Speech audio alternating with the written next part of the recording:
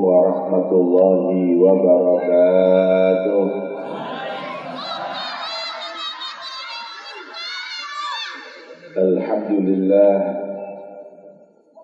Alhamdulillahilladzi hadana li hadza wa ma kunna linahtadiya laula an hadana Allah. Allahumma salli wa sallim ala sayyidina Muhammadin miftahi babi rahmatillah adada ma fi ilmillah salatan wa salaman daimaini bidawami mulkillah wa ala alihi wa sahbihi wa man walah. Wala hawla wala quwwata illa billah, amma ba'd. Subhanaka la ilma lana illa ma 'allamtana innaka antal alimul hakim.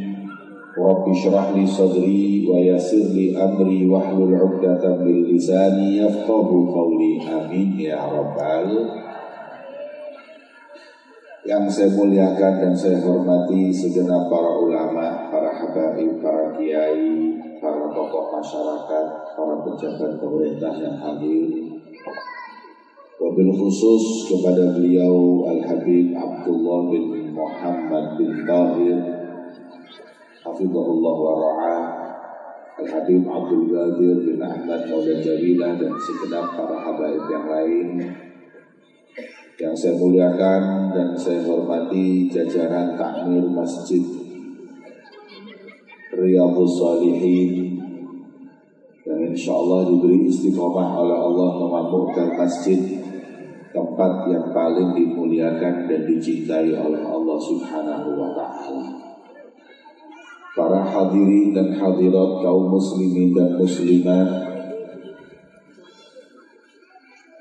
yang dirahmati oleh Allah Subhanahu wa ta'ala. Alhamdulillah, malam ini kita masuk di bulan yang mulia, yaitu bulan Rajab. Sebagaimana Allah berfirman di dalam Al-Quran, Inna iddatash syuhuri indallahi 12 syahra. Sesungguhnya jumlah bulan di sisi Allah ada 12. Dari Allah menciptakan langit dan bumi, dan di antaranya ada 4 yang mulia. 3 bergandengan, Dzulqa'dah, Dzulhijjah dan Muharram, dan 1 terpisah, yaitu bulan ini, bulan Rajab. Bulan Rajab ini memiliki lebih dari 1 nama. Dalam kitab Tabyinul Ajab, Imam Suyuti menyebut sampai 18 nama. Di antara nama bulan Rajab adalah Syahrul Haram, bulan mulia, karena Allah berfirman, wa minha arba'atul hurum. 4 di antaranya mulia, yaitu bulan Rajab. Kemudian disebut dengan Syahrul Asab, bulan curahan, karena dikuncurkan rahmat oleh Allah di bulan Rajab. Dan di antaranya Syahrul Asab, Syahrul Asam, bulan tuli, bulan sunyi, bulan diam. Karena orang jahiliyah dulu itu gak ada yang berantem kalau masuk bulan Rajab. Suka perang, tapi bulan Rajab libur. Itu orang jahiliyah belum datang Islam, kalau sudah bulan Rajab gak ada yang berantem. Makanya bapak-bapak, ibu-ibu, tolong bulan Rajab jangan berantem ya bu. Walaupun bapak ketahuan nikah lagi, jangan berantem. Nanti bulan Sya'ban kiamat gak apa-apa. Bulan suci, bulan damai, maka itu gak boleh berantem, gak boleh saling caci untuk kemuliaan bulan Rajab. Juga disebut dengan Syahrul Rajab, bulan dilemparinya syaitan, dirajam syaitan. Karena syaitan di bulan ini terbirit-birit lari. Banyaknya rahmat yang Allah turunkan di bulan Rajab. Banyak sekali nama daripada bulan Rajab. Kata ulama, kathratul asma tadullu ala syarafil musamma. Sesuatu kalau namanya banyak menunjukkan kemuliaannya, maka bulan Rajab mulia hingga memiliki nama yang begitu banyak. Semoga Allah memberkahi kita semua di bulan Rajab dan Sya'ban dan memberi panjang umur untuk kita semua masuk bulan Ramadan. Amin Allahumma.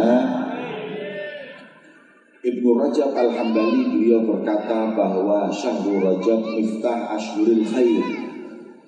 Bulan Rajab itu kunci dari semua bulan kebaikan. Sebelum Sya'ban dan Ramadan, persiapan kita itu adalah ibadah di bulan Rajab. Makanya kata Abu Bakar Al-Warraq, Syahrul Rajab syahrul zar'i. Bulan Rajab itu kita menanam. Syahrul Sya'ban syahrul saqi. Bulan Sya'ban bulan kita menyiraminya. Syahrul Ramadan syahrul hasad. Bulan Ramadan adalah bulan panen. Siapa yang menanam di bulan Rajab amal ibadah dan bersolawat kepada Nabi di bulan Sya'ban, niscaya insya Allah panen ampunan, panen maghfirah, panen rahmat dan pembebasan dari api neraka di bulan Ramadan. Amin Allahumma. Hadirin, kalau ada petani belum menanam mau panen, kira-kira itu orangnya gila apa sinting? Waktunya orang panen, dia mau panen ditanya, "Pian udah nanam belum?" Belum. Kalau ada orang Ramadan mau ampunan Allah, mau maghfirahnya Allah, rahmat Allah, sedangkan bulan Rajab belum menanam. Dengan apa kita menanam di bulan Rajab? Dengan semua amal baik, puasa, istighfar, sedekah dan lain-lainnya. Dan yang paling dianjurkan adalah memperbanyak Pak, orang kalau banyak istighfar itu semua keinginannya dikabulkan oleh Allah. Yang menghambat dikabulkannya doa itu dosa. Kalau banyak istighfar, dosanya diampuni, doanya diijabahi. Ada orang datang ke Sayyidina Umar, "Wahai Umar, tanah saya kering kerontang kemarau, pengen hujan, apa yang mesti kita lakukan?" Banyak-banyak istighfar. Kemudian ada lagi yang datang, "Assalamualaikum." "Waalaikumsalam wahai Amirul Mukminin Umar, saya ini rezekinya seret, pengen lancar, apa yang harus saya lakukan?" Istighfar, banyak-banyak istighfar. Datang tamu yang ketiga, "Ya Amirul Mukminin, saya ini nikah tapi gak punya anak, apa yang harus saya lakukan?" Banyak-banyak istighfar. Maka yang di sebelah Sayyidina Umar bingung. Kemarau istighfar, rezeki seret istighfar, rezeki mampet istighfar, sulit rezeki istighfar, kemudian gak punya anak istighfar. Kok apa gak ada doa lain? Gak ada wirid yang lain, gak ada zikir yang lain? Kata Sayyidina Umar, apakah kalian tidak membaca di dalam Al-Quran, "Wastaghfiru rabbakum innahu kana ghafara yursilis sama alaikum bidrara wa yumdidkum bi amwalin wa banin." Allah berfirman dalam Al-Quran, perbanyaklah engkau istighfar kepada Allah, sesungguhnya Allah Maha Pengampun.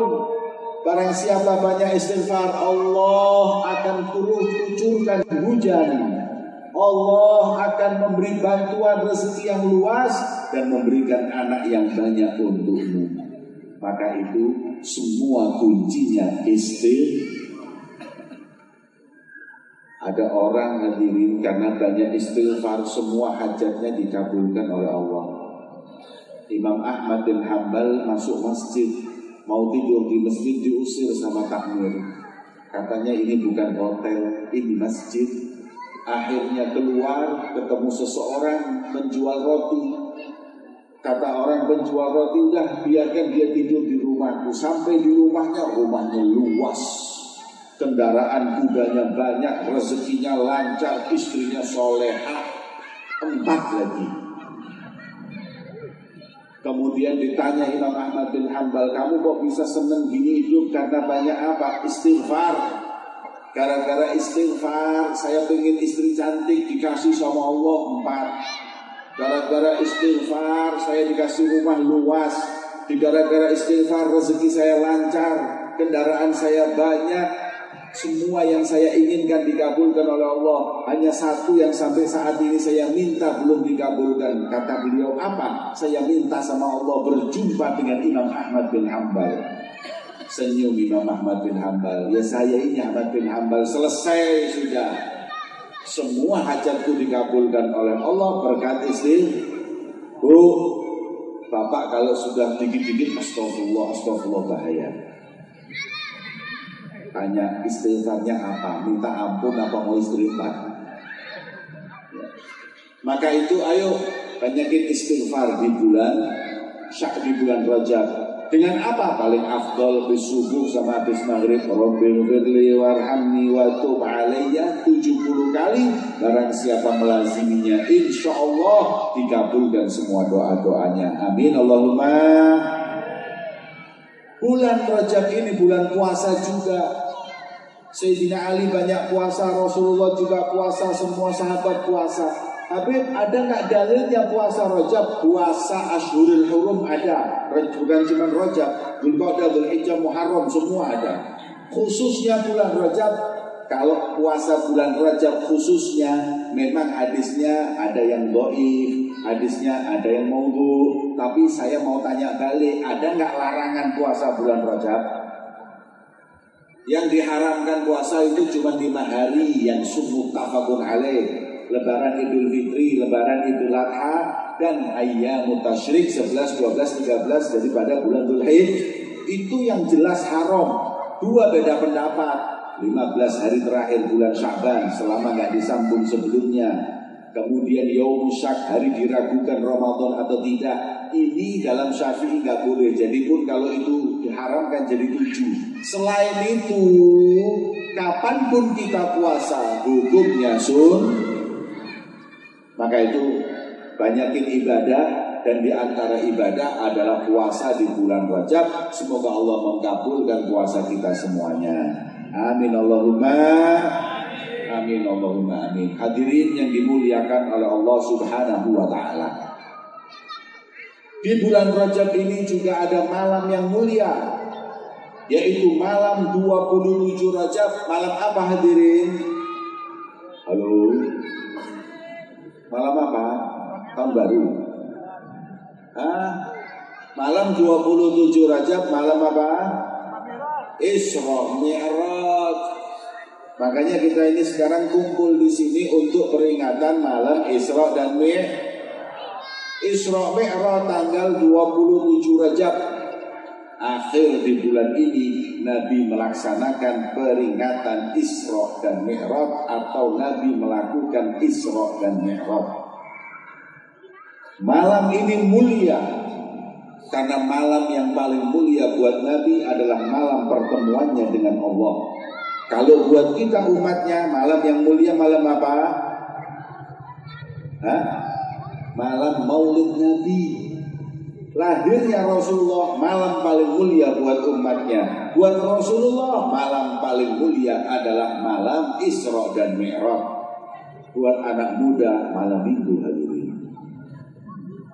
Kira-kira malam tahun baru sama Isra Mi'raj rame mana?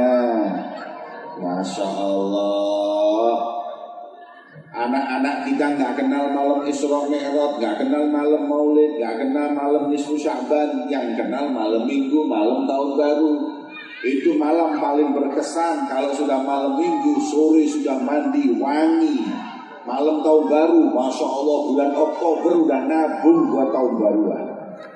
Tapi kalau malam Maulid Nabi, malam Isra Mi'raj, nggak ada yang nabung, nggak ada persiapan. Masya Allah, kadang-kadang mandi pun datang juga hadir majelis. Pak, kemana malam mulia itu di hati anak-anak kita, Pak? Kalau buat saya pribadi, malam paling mulia adalah malam pertama. Kita ini subhanallah, malam dimuliakan Allah dan nabinya nggak kita muliakan. Tapi malam yang justru diagungkan orang kafir, kita agungkan. Malam Isra Mi'raj, gak ada diskon Isra Mi'raj. Tapi malam Bongsi Pacai, ada diskon. Malam Natal, ada diskon. Malam Tahun Baru, ada diskon. Malam Maulid Isra Mi'raj, gak ada diskon. kayak seakan-akan nggak mulia buat anak-anak kita. Maka itu, wa may yu'azzim sya'airallah fa innaha min taqwal qulub. Barang siapa yang mengagungkan syiar Allah, bagian daripada takwanya hati. Ayo agungkan malam-malam mulia sebagaimana peringatan Isra Mi'raj yang dilaksanakan Masjid Riyadhus Shalihin malam ini, bagian daripada taqwal qulub, takwanya hati untuk mengagungkan malam yang mulia di sisi Allah Subhanahu. Di malam Isra Mi'raj mengajarkan kepada kita banyak hal. Kata ulama, yang pertama, malam Isra dan Mi'rajnya Nabi Muhammad ini ada pelajaran. Pelajaran demi pelajaran ilmu.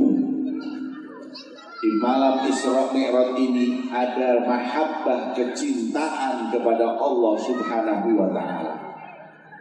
Di malam Isra Mi'raj ini ada bukti keagungan Nabi kita Muhammad sallallahu alaihi wasallam. Yang pertama, bukti keagungannya Nabi Muhammad adalah satu-satunya Nabi yang berjumpa dengan Allah ketika hidup, hanya beliau junjungan Nabi besar Muhammad. Nabi Musa minta berkali-kali gak dikasih sama Allah.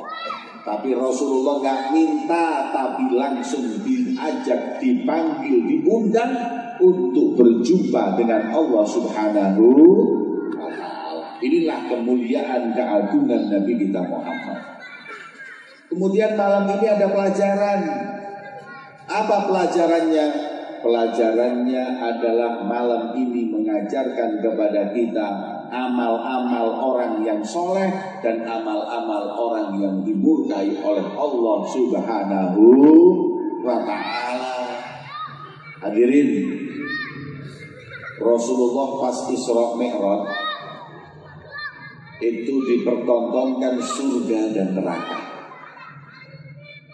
Pas Nabi itu lihat surga, dilihat kebanyakan penghuni surga orang miskin. Jadi kuota penghuni surga terbanyak itu orang miskin. Orang kaya-kaya, bos-bos itu dikit. Makanya kalau ada bos itu sombong, bilang aja, maaf Pak, Anda minoritas, Anda sedikit di surga, kami lebih banyak. Orang miskin itu lebih banyak di surga. Gak perlu sombong orang kaya, karena orang kaya sedikit di surga, yang banyak orang miskin. Jadi kalau kita mau sombong sama orang kaya, maaf, saya mayoritas penghuni surga, Anda minoritas. Orang miskin itu dicintai oleh para nabi. Min akhlaqil anbiya hubbul fuqara wal masakin. Tandanya akhlaknya para nabi cinta orang miskin. Wa min akhlaqil farainah, dan akhlaknya Fir'aun bughdul masakin. Benci dengan orang miskin, gak mau kumpul sama orang miskin, meremehkan orang miskin. Akhlaknya Fir'aun. Makanya kalau Anda diremehkan orang, kamu tuh miskin, banyak ngomong, langsung saja bilang Fir'aun. Karena tidak meremehkan orang miskin kecuali Fir'aun. Penghuni surga paling banyak orang miskin. Makanya kalau kita dapat kemiskinan, jangan kita mengeluh. Alhamdulillah, berarti Allah mau masukkan saya mayoritas penghuni surga. Justru yang kaya-kaya repot masuk surga, hisabnya lama. Kita mau dihisab apa sama malaikat? Mau dihisab apa? Harta sedikit, hutang yang banyak. Males malaikatnya hisab. Lihat pian itu langsung kata malaikat, udah masuk. Lu saya belum bisa, udah masuk. Mau hisab apanya? Supra, kredit, belum lunas mati duluan, masih mau dihisab lagi. Udah ada masuk. Alhamdulillah. Sekarang penghuni neraka. Uridun nar, aku dipertontonkan neraka. Faraitu aktsara ahlihan nisa, penghuni neraka kebanyakan perempuan. Masya Allah, pengajian ini saya lihat yang hadir perempuan lebih banyak, tapi kok penghuni neraka perempuan?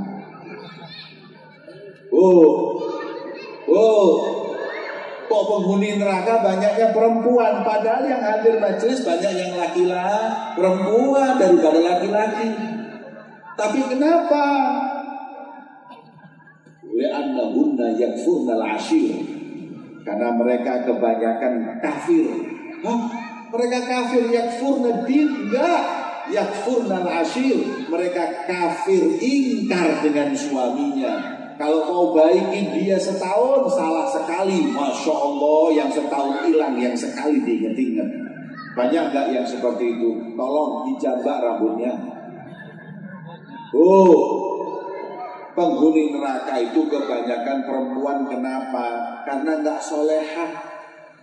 Padahal istri kalau solehah, mereka perhiasan, kata Nabi Muhammad. Ayo bu, perempuan mau masuk surga itu gampang. Lebih gampang dari laki-laki. Pokoknya sholat 5 waktu dijaga, puasa Ramadan dijaga, taat suami dan jaga kemaluan. Jangan selingkuh, jangan buka aurat bu. Pertama sholatnya dijaga ibu-ibu. Sholat dijaga itu insya Allah ibu gak ninggalin sholat. Kadang main 7 hari jadi 12 hari, ini yang masalah. Betul gak bu? Puasa ya gitu, mestinya udah suci, tapi kadang-kadang belum, kurang dikit sampai 15 hari. Itulah yang dikatakan perempuan itu banyak ninggalin sholat, ninggalin puasa. Kalau yang gak sholat, gak puasa udah jelas lah. Kemudian yang ketiga, gak taat sama suami. Taatlah kepada suami. Katanya Nabi Muhammad, sholat pian itu sebanyak apapun, tapi kalau buat marah suami, maka semua sholatnya gak diterima. La turfa sholatuhum fawqa ru'usihim shibra. Sejengkal aja pahalanya gak keangkat. Siapa? Mereka perempuan. Imra'atun batat wa zawjuha anha sakit. Perempuan yang tidur dalam keadaan membuat murka, sakit hati suami. Cobalah lihat Rasulullah. Rasulullah begitu cinta kepada Khadijah sampai Isra Mi'raj ini sebabnya adalah karena istrinya meninggal. Nabi sedih. Nabi itu sedih, dihibur oleh Allah Isra Mi'raj. Kenapa? Istrinya meninggal. Pak, yang kalau istrinya meninggal sedih apa bahagia?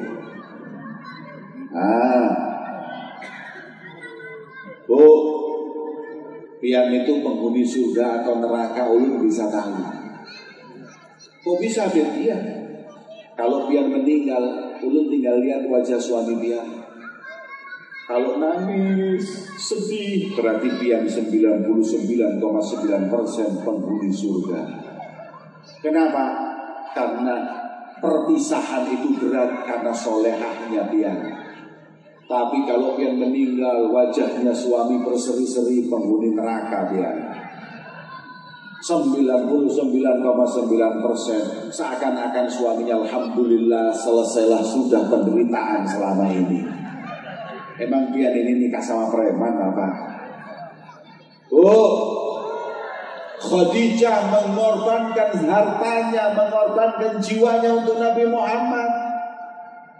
Semua harta Khadijah diberikan kepada Nabi Muhammad. Ketika orang memfitnah Rasulullah itu cowok matre, nikah sama janda yang kaya raya, dianya miskin. Kata Khadijah, saya balik sekarang, semua hartaku milikmu, kau yang kaya raya, aku yang miskin. Ada nggak istri yang seperti itu di Batu Licin? Ada nggak? Aduh, uang belanja kurang 5.000 aja rame. Kalau Pian solehah taat kepada suami, insya Allah masuk penghuni surga. Yang terakhir, jaga auratnya ibu-ibu. Anaknya dipakein baju yang benar bu. Ini zaman sudah na'udzubillah, tambah gak karu-karuan gara-gara sinetron, media sosial, baju anak-anak kita sekarang jadi gak bener. Dulu rapat semuanya, sekarang Masya Allah jilbabnya rapat, celananya rapat. Jilbabnya rapat, celananya rapat. Masya Allah sampai kayak stiker cap-capan rapatnya. pakai jeans ketat, pakai celana legging. Yang legging itu celana dalam ibu. Kadang dipakai di luar tapi jilbaban. Ini malaikat aja bingung ya. Mau dimasukin surga apa neraka? Lihat jilbabnya pantas surga, lihat celananya pantas neraka. Mau dimasukin surga, celananya nggak pantas. Mau dimasukin neraka, nggak enak, malaikat malik, orang jilbaban. Akhirnya surga ditolak, neraka juga ditolak. Nasib mereka kelantungan hadirin. Kalau bahasa Jawa, bambong. Surga nggak jelas, neraka nggak jelas. Pak, jaga istri pian Pak, jaga anak perempuan pian Pak. Jaga mereka kehormatannya, khususnya anak perempuan pian. Jangan gampang-gampang diajak laki-laki pergi malam minggu, pacaran. Oh nggak apa-apa, dia orang baik-baik. Nggak ada udah. Nggak ada. Siapa yang kuat urusan seperti ini hadirin? Ma qala rajulun bimra'atin illa wa thalithuhuma syaitan, kata Rasulullah. Berduaan laki-laki perempuan kecuali yang ketiga adalah setan. Naik motor laki perempuan haram apa tidak bu? Haram, apalagi jalannya Masya Allah kayak barzakh. Jalannya sini batu licin, Masya Allah banyak ombaknya. Apa enggak kesenggol-senggol itu ibu? Anak pian naik laki tidak pian dibonceng cowok atau laki-laki? Apa rela ibu-ibu? Maka itu ayo jaga anak-anak kita pergaulannya agar insya Allah penghuni surga. Amin Allahumma. Setelah Nabi melihat surga dan Nabi melihat neraka, Nabi SAW mencium bau yang wangi sekali. Bau apa yang wangi sekali tersebut? Masyitoh. Siapa Masyitoh? Masyitoh itu adalah tukang sisirnya anak Fir'aun. Pas nyisir, sisirnya jatuh, nggak sengaja, refleks, langsung zikir kepada Allah. Bismillah. Masya Allah. Masyitoh ahli zikir, kagetnya zikir. Kalau yang ahli ngomong huruf, pas kaget huruf. Ibu-ibu kalau kaget bilang apa? Bismillah, astagfirullah, innalillah. Apa copot-copot? Pak, sampean kalau kaget ngomong apa Pak? Nganjuk. Misuh, ngomong huruf. Kadang-kadang kaget, anjing. Astagfirullahaladzim. Apa tadi? Kuyuh. Kuyuh. Utang. Misuhnya ngomong ya bener.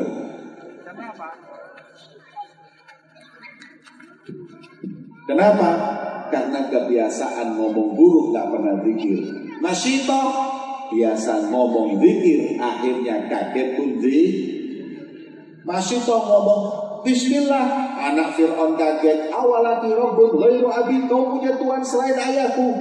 Ya, Tuhanku Allah. Saya laporkan. Monggo silahkan. Lapor dipanggil. Masyitoh, kau punya Tuhan selain aku. Rabbi wa rabbukallah, Tuhanku Tuhanmu adalah Allah. Masyitoh, kamu nekat. Panggil suaminya, panggil anaknya. Siapkan tembaga yang dibakar sampai mencair. Masukkan, goreng suami dan anaknya di depan matanya. Suami digoreng. Nangis Masyitoh, ya Allah, suami tercinta dibakar. Suami kena minyak goreng aja kita nggak tega, apalagi dibakar. Gimana? Tetap Rabbi wa rabbukallah, Tuhanku Tuhanmu adalah Allah. Anak laki-lakinya dibakar, nangis Masyitoh. Tapi ya udahlah, itu memang sudah takdirnya. Sampai ketiga anak umur 2 bulan yang masih menyusui mau dibakar, nggak tega Masyitoh. Mau mengundurkan diri, mau bilang ya udah kau Tuhanku, tapi hatinya tetap Allah. Tapi kata bayi tadi itu dengan keagungan Allah ngomong kepada Masyitoh, Ummi khoi wala tataqa'asi. Wahai ibu, jangan putus asa. Wahai ibu yang tabah, fa innaki 'alal haq, kau dalam kebenaran. Langsung Masyitoh besar hati. Rabbi wa rabbukallah, Tuhanku Tuhanmu adalah Allah. Digoreng anaknya. Terakhir Masyitoh digoreng supaya menyembah Fir'aun, enggak mau. tetap dia menyembah Allah, keempat-empatnya digoreng. Pak, suami digoreng, anak digoreng, tetap Islam. Kalau kita sekarang nggak usah suami digoreng, Indomie digoreng, murtad. Betul apa betul? Beras saja murtad, gratis sekolah murtad, kecantol cowok yang cakep murtad, kecantol cewek yang cantik murtad, nikah beda agama murtad. Innalillah. Kemana iman para wanita muslimah saat ini? Jauh dari masyitoh. Masyitoh apapun dia korbankan demi Allah, demi menyembah Allah subhanahu wa ta'ala. Nah kita ini kadang-kadang harta lebih mahal daripada agama Allah. Kadang anak nggak diwasiati, nak kalau aku mati tetaplah sembah Allah. Itu kayak gitu tuh nabi-nabi dan rasul dulu. Ini enggak, nak kalau saya sampai mati tolong sawah jangan dijual. La haula wala quwwata illa billah. Mikirin mati, mikirin sawah sampai mati. Kita terlalu cinta dengan dunia, akhirnya agama kita kesampingkan. Kita mesti belajar dengan masyitoh, tetap Islam, tetap iman sampai kiamat. Amin Allahumma. Titip-titip ini, saya titip. Tolong anak-anak kalau maghrib, kalau isya, sering-sering diingatkan, nah di dunia ini paling mahal adalah keyakinanmu, agamamu. Tetaplah kau dalam keadaan muslim sampai kau mati. Wala tamutunna illa wa antum muslimun. Itulah yang selalu diingatkan para nabi dan rasul untuk anak-anaknya, bukan dunia. Itu belajar dari masyitoh. Masyitoh perempuan tegar memegang agama Allah. Anak pian hati-hati bu ya. Media sosial bahaya. Kenal cowok cakep, suruh keluar dari agama. Kadang-kadang dinikahin orang yang muslim tapi nggak sholat, nggak bener akidahnya. Tolong ibu jangan mahal, akidah itu lebih mahal dari segalanya. Semoga Allah memberikan kita semua yang hadir husnul khatimah. Amin Allahumma. Nabi Muhammad SAW meneruskan perjalanannya setelah melihat masyitoh. Rasul SAW melihat, subhanallah, ada orang di sebelah kanannya daging segar, daging matang tinggal dimakan, yang satu mentah dan busuk, yang dipilih dan dimakan. Pak, piring sate anget, yang satu piring daging busuk, yang dimakan mana Pak? Sate Pak. Tapi ini yang dimakan yang busuk. Kaget Rasulullah, ini siapa umatmu? Loh kenapa? Umatmu ada nikah milih zina, ada nikah milih pacaran, ada istrinya yang halal milih jajan, ada suaminya yang halal milih selingkuh. Ini umatmu ini mengherankan. Ada yang halal di rumahnya cari yang haram, berzina. Na'udzubillah min. Hati-hati loh. Jangan gampangin perzinaan, membuat orang miskin dan melarat, penyakit merajalela. Ini adalah dari dampaknya orang melakukan perzinaan. Loh, perzinaan itu dikira apa langsung zina? Nggak ada.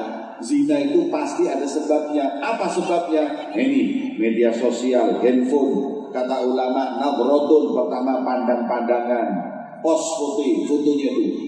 Ibu-ibu kadang-kadang anak-anaknya Masya Allah punya Instagram, punya Facebook, tiap hari ngepost fotonya pakai kamera 360, wajah sudah kayak Madonna, aslinya kayak Mak Lampir.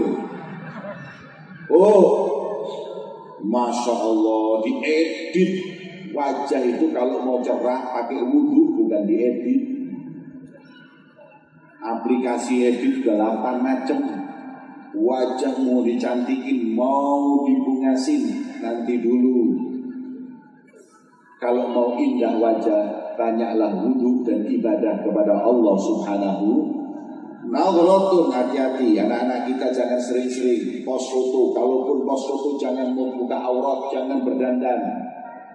Kemudian wabtisamatun, sudah mulai senyum-senyuman, like.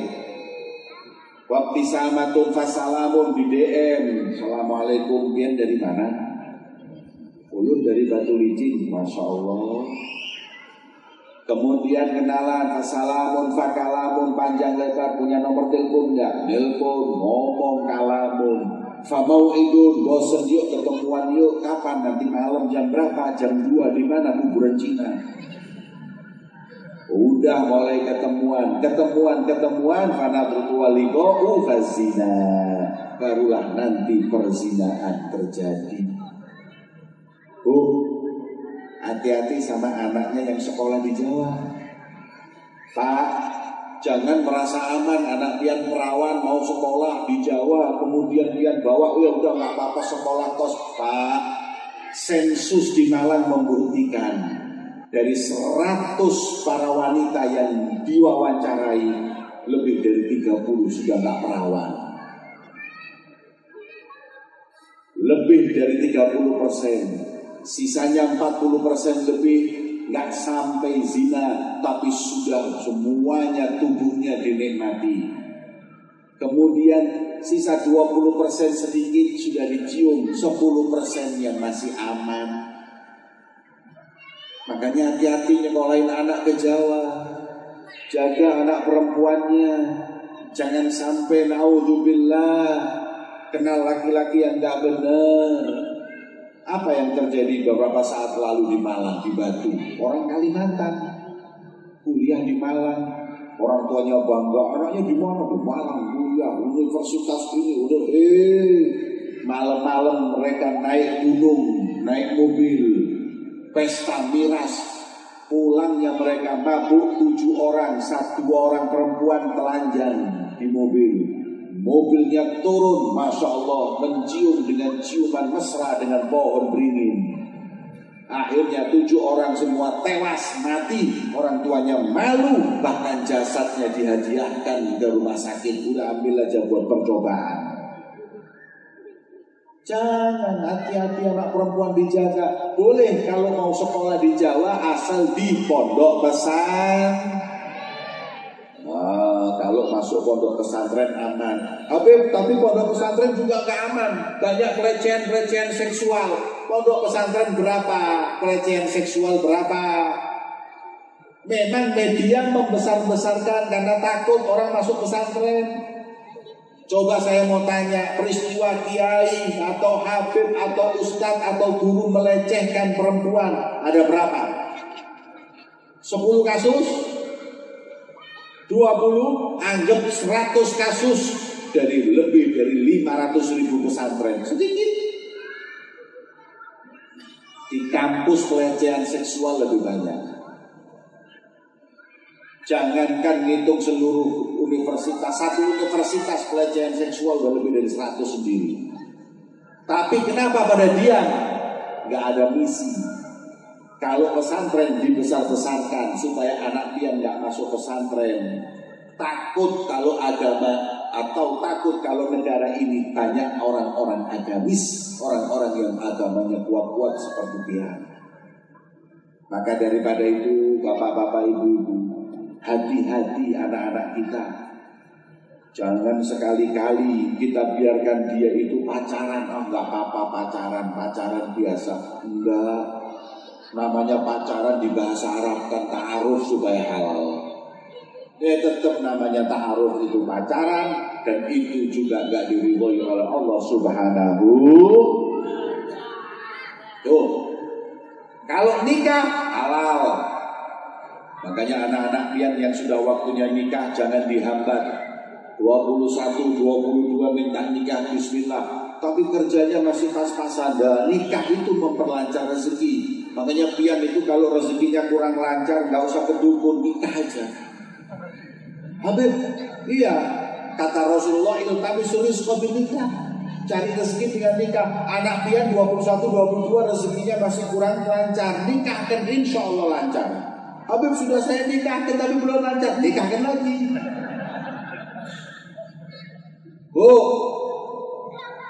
Yang namanya pernikahan itu membawa rezeki, Pak. Istrimu itu bawa rezeki Pak, makanya yang halus kalau ngomong. Yang bawa rezeki jangan dibentak-bentak. Orang bawa rezeki, bawa berkah kok dibentak. Jangan. Makanya orang-orang ini kalau kepingin rezekinya lancar, gak usah pelihara tuyul, pelihara istri aja. Karena istri itu kata Nabi SAW membawa rezeki. Ya, nikah bawa rezeki. Perzinahan membawa kesengsaraan batin dan zahir. Na'udzubillah min nikah. Masya Allah. Kadang orang-orang tua takut anaknya nikah, pacaran gak takut. Yang halal ditakutin, yang haram malah justru gak ditakutin. Udah kamu pacaran dulu aja, jangan keburu-buru nikah. Inna lillahi wa inna ilaihi raji'un. Maka itu kata Nabi, yang enak kita makan, yang bau kita tinggalkan, yang zina kita tinggalkan, yang nikah halal kita lakukan, insya Allah senang dunia akhirat. Amin Allahumma. Lewat lagi Rasulullah SAW melihat sekelompok kaum, di mana kelompok kaum tersebut ada sapi keluar dari lubang. Kemudian sapi tersebut sudah keluar nggak bisa masuk. Bingung Rasulullah, ini kenapa sapi keluar dari lubang kecil tapi nggak bisa masuk kembali? Itu ibarat dari lisan. Umatmu itu kalau ngomong nggak dipikir, ngomong dulu. Padahal yang banyak masukkan orang ke neraka adalah lisan. Makanya Rasul mengatakan, barang siapa yang menjaga lisan dan kemaluannya, aku jamin masuk surga. Alhamdulillah. Jangan suka ghibah ya Bu. Jangan suka fitnah ya Bu. Pak, ngomong yang baik. Lisan ini Pak gak bertulang, tapi akibatnya besar di sisi Allah Subhanahu. Yang nganterin anak Bu ke TPI, anak ngaji cuma 1 lembar, ibu-ibu ghibah 3 juz.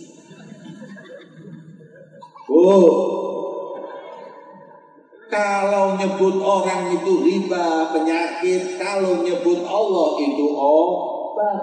Perbanyaklah zikir sama Allah. Subhanallah, alhamdulillah, wa la ilaha illallah, wallahu akbar, astagfirullah, astagfirullah. Bawa tasbih kemana-mana Bu.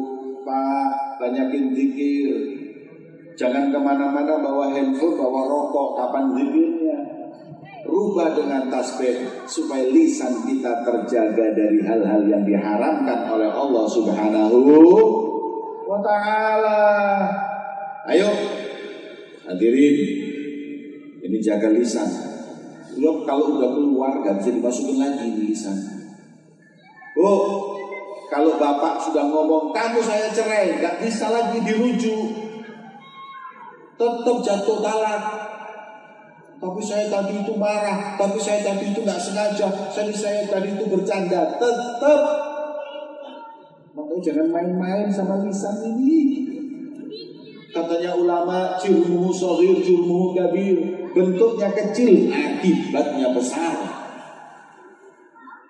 Makanya gunakan lisan kita dengan yang baik-baik. Kalamul layyin, senyum, Pak, senyum Pak. Lisan dipakai senyum, lisan dipakai perkataan yang baik. Rasulullah itu orang yang paling banyak senyum. Umat Islam harus banyak senyum. Nabi Muhammad cemberut sekali ditegur 1 surat, bukan 1 ayat. Surat Abasa itu teguran Allah buat Nabi Muhammad karena cemberut. Makanya alhamdulillah Al-Quran turun buat Nabi Muhammad cuma 1 surat, teguran cemberut. Kalau Quran turun buat Tian, Masya Allah 13-30 juz semuanya surat Abasa. Teguran, kenapa? Dulu nama pian, Masya Allah, repot senyum, apalagi juga bulan tua, tanggal tua. Ya Allah, sulit mau senyum. Senyum itu sedekah. La tahqiranna minal ma'rufi syai'an walau antalqa akhaka biwajhi talq. Jangan kau remehkan kebaikan sekecil apapun, walaupun itu hanyalah senyum di wajah saudaramu. Itu membahagiakan hati mereka. Cemberut membuat orang sedih. Maka itu pulang dari sini senyum, jangan ada yang merengut, jangan ada yang cemberut, senyum. Mau tidur senyum, bangun tidur senyum, mau makan senyum, mandi senyum, keluar mandi senyum, senyum terus. Insya Allah bulan depan biar masuk ke rumah sakit jiwa. Pokoknya banyakin senyum. Katanya ulama, wajah itu cerminan hati. Orang yang banyak senyum itu insya Allah hatinya bersih. Orang yang banyak cemberut hatinya kotor. Asal senyuman yang asli. Loh, emang ada senyuman palsu? Ada senyuman sales. Sales senyum, Pak, ini produk baru loh Pak, enak. Senyumnya itu senyum palsu. Senyum untuk jualan, kalau nggak dibeli hilang senyumnya. Tapi senyum yang betul-betul dari hati, karena husnudzon, perasaan gak baik kepada semua orang yang dihadapannya. Senyum. Kalamul layyin, pilih kata-kata yang baik, jangan pernah nyakitin hati orang. Begitu pula jangan tulis tulisan status yang menyakiti hati orang. Karena al-kitabah ahadul lisanain, tulisan bagian daripada lisan. Hati WA ke orang, jangan main-main. Kata-kata kasar itu tinggalkan. Nabi gak pernah ngomong kasar. Nabi itu selalu halus bicaranya. Maka kita umatnya harus meniru beliau baginda Muhammad sallallahu alaihi wasallam. Ayo, ini jaga lisan. Kemudian Nabi sallallahu alaihi wasallam berangkat lagi. Sampailah Nabi Muhammad ke Masjidil Aqsa, sholat di sana. Semua Nabi dan para malaikat turun sholat di belakang Rasulullah. Setelah itu Rasulullah mulai dinaikkan oleh Allah Mi'raj. Langit ke-1, langit ke-2, langit ke-3, ketemu Nabi dan ketemu Rasul, Nabi, sampai langit ke-7, Nabi ketemu para Nabi, mau Sidratul Muntaha, Nabi melihat ada orang di bawah arsy-Nya Allah, mughayyab. Ditanya Nabi, ini Nabi siapa? Bukan Nabi, Rasul, bukan. Terus siapa umatmu? Apa amalannya? Amalannya yang pertama suka zikir kepada Allah. Yang kedua suka masjid. Yang memakmurkan masjid orang beriman. Munafik tak betah di masjid. Pak, bapak-bapak ini yang penting. Masjid itu Pak, bukan bangunannya dimegahin, tapi dimakmurin. Penting masjid itu dari gedek, jelek, makmur, daripada bagus tapi tidak makmur. Ulun pernah diundang masjid di Semarang, harganya masjidnya 700 miliar. Ulun pikir kalau itu dibelikan bakso, tsunami batu licin ini. 700 miliar hadirin. Saya dengar Masjid Al-Falah, saya pernah ngisi di sini, itu cuma 160 miliar. Ini 700, kalau tidak 600 atau 700.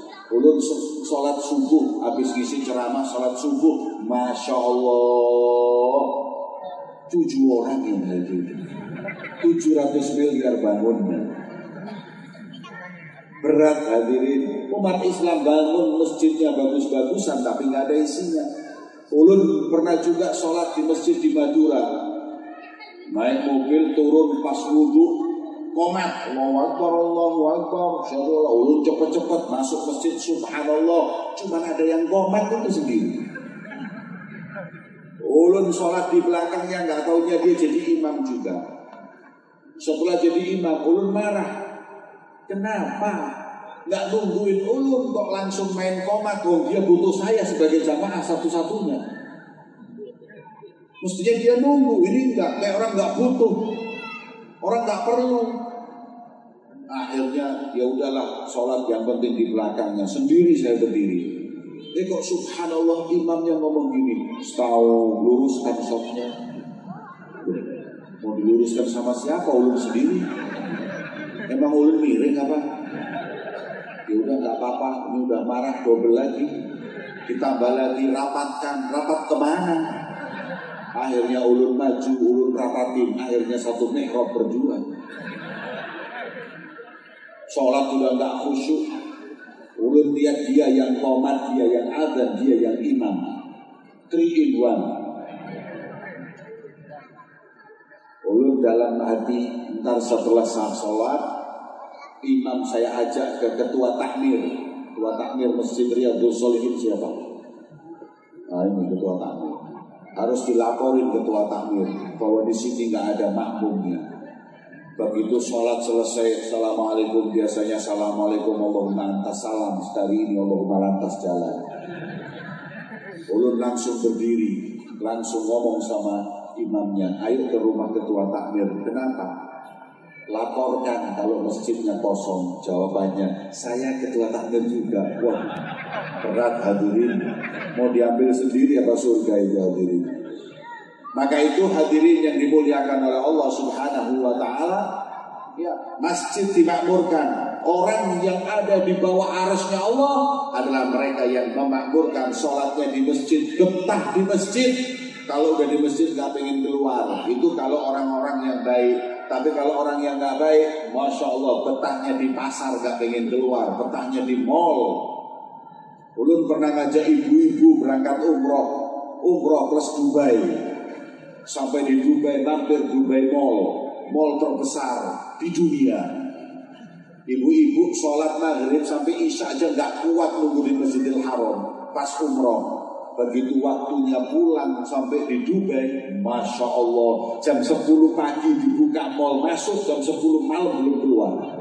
12 jam iktikaf di mall. Kuat, tapi kalau di masjid kadang kuat.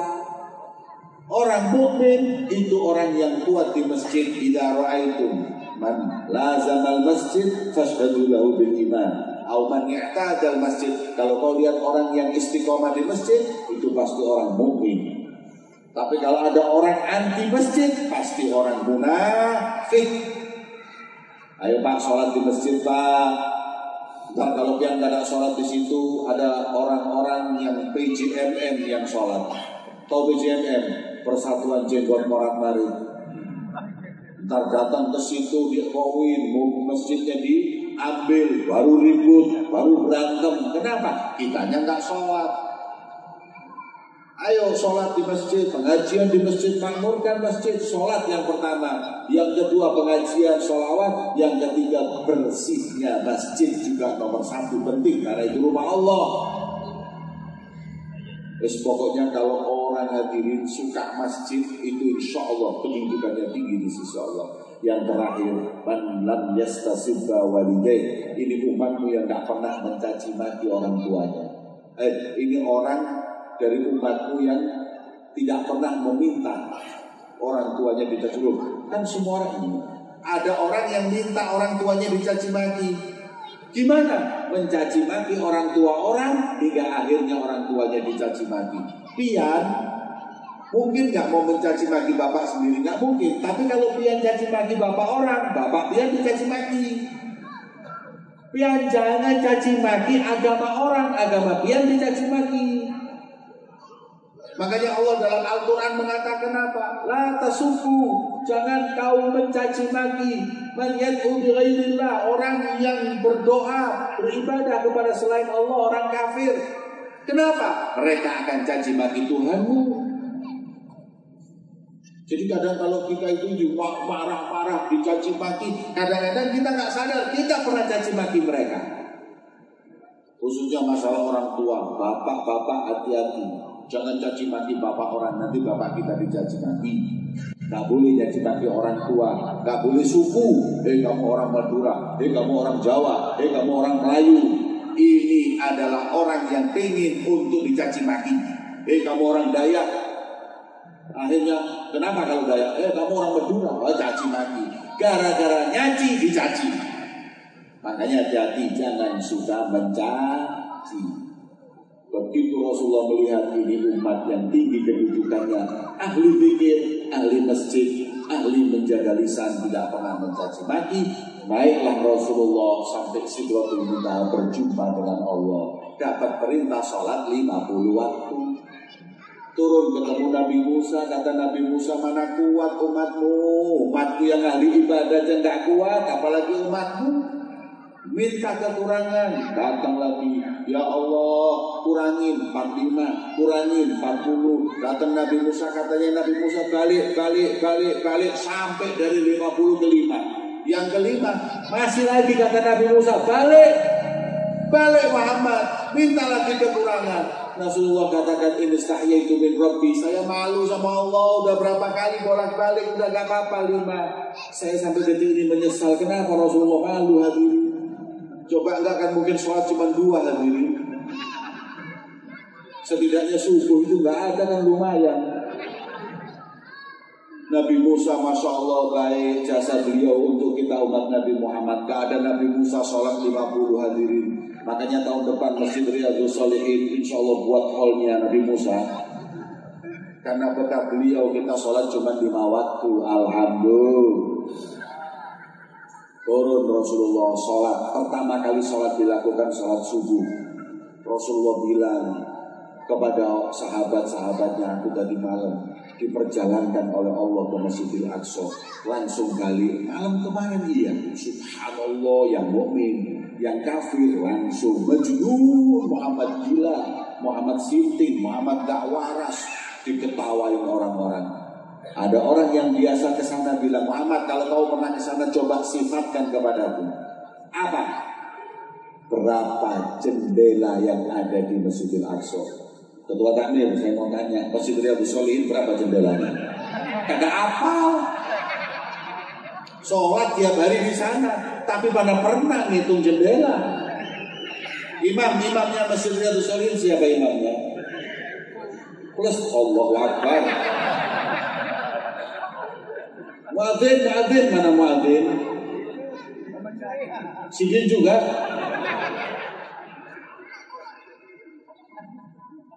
Saya mau tanya, berapa jumlah karpet? Lupa lah. Sekarang Rasulullah ditanya, berapa jumlah jendelanya, berapa karpetnya, bagaimana ininya, bagaimana satu persatu. Rasulullah menjawab, jumlahnya sekian, ininya sekian, hafal. Kata orang-orang dulu, Muhammad kok jadi tahu semua? Siapa yang pernah tahu dia ke Palestina? Gak pernah dia ke Masjidil Aqsa. Oh, berarti Muhammad benar. Sebagian orang beriman, sebagian orang masih gak percaya. Saya mau tanya, Pian kalau jalan ke Masjidil Aqsa, pulang balik sini, rombongan pedagang Mekah sampai di mana? Masuk daerah ini. Kapan datang? Rebu. Jam berapa? Sebelum terbenamnya matahari.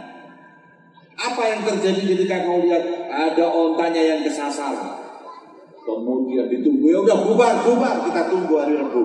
Rebu subhanallah sebelum terbenam matahari mereka datang. Ditanya, ada enggak yang kemarin kejadian gini, kejadian gitu? Iya ada subhanallah. Seperti yang disampaikan baginda Muhammad. Tambah banyak yang beriman kecuali Abu Lahab, Abu Jahal. Mereka berkata, engkau memang penyihir yang hebat. Itu sudah orang gak dapat hidayah seperti itu. Bukti sudah jelas tapi yang gak mau. Akhirnya beriman kepada beliau baginda Muhammad di malam Isra dan Mi'raj. Hadirin yang dimuliakan oleh Allah. Terakhir, Isra Mi'raj menghadiahkan sholat. Gimana sholat kita?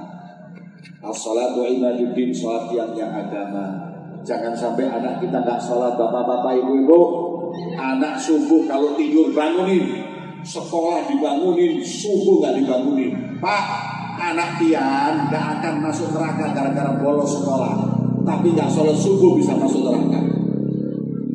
Pak, anak pian gak sholat marah. Jangan kalau televisi dipecahin marah, tapi kalau gak sholat gak marah, seakan-akan televisi lebih mahal dari sholat.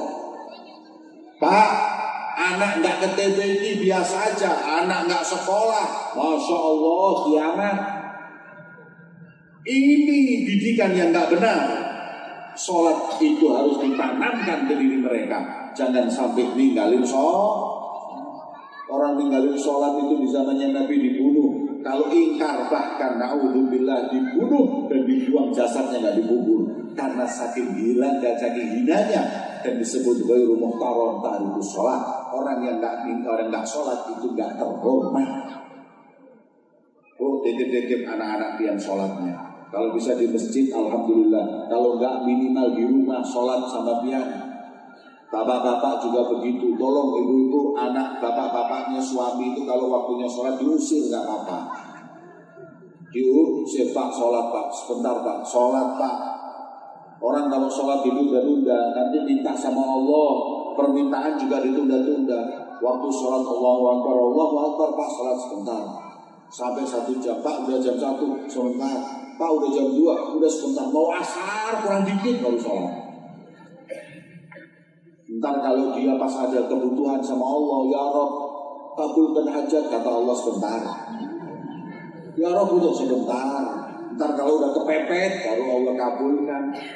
Kenapa ya Rob nggak langsung? Nah, kamu dipanggil nggak langsung. Maka itu sholatlah 5 waktu, tepat pada waktunya, jamaah kalau bisa di masjid. Ini masjid sudah bagus kayak gini, Masya Allah, pintunya udah dari Madinah itu datang. Istimewa itu pintu hadirin. Ya, itu di Jawa aja nggak ada yang seperti itu. Hebat. Cuman kira-kira subuh separuh softnya separuh masjid. Ada Idul Fitri. Ayo sholatnya dibenerin, bapak-bapak. Kalau mau rezekinya lancar, kalau mau hidupnya nikmat, sholat jangan ditinggal. Tapi kalau sholat sudah ditinggal, sholat sudah tahawun, sudah meringankan sholat, na'udzubillah, hidup kita akan kacau. Semoga semuanya dijaga oleh Allah. Anak keluarga kita dijaga oleh Allah. Amin ya rabbal alamin. Cukup hadirin, sudah malam 12:30. Saya mesti harus balik ke Banjarmasin, pesawat saya pagi besok. Doakan supaya perjalanan saya lancar, jauh dari musibah, jauh dari segala hal yang gak diinginkan. Semoga Allah pertemukan kita kembali dalam keadaan lebih sehat walafiat. Amin Allahumma. Titip-titip masjid, titip-titip sholat 5 waktu, jangan dilupakan. Isra Mi'raj adalah bulan mengingatkan wajibnya sholat kepada kita semua. Semoga Allah berikan kepada semua husnul khatimah. Semoga Allah kabulkan semua amal-amal soleh. Allahumma barik lana fi Rajab wa Sya'ban wa balighna Ramadan. Wa'inna 'ala siyam wal qiyam wa qiraatil Qur'an wahfadna wa iyyakum minal atham. Ya Allah, berkahi kami di bulan Rajab, di bulan Sya'ban. Ya Allah, panjangkan umur kami sehat walafiat masuk bulan Ramadan. Ya Allah, jagalah kami dari maksiat. Hidupkanlah puasa, hidupkanlah malam-malamnya dengan ibadah, dengan Al-Quran.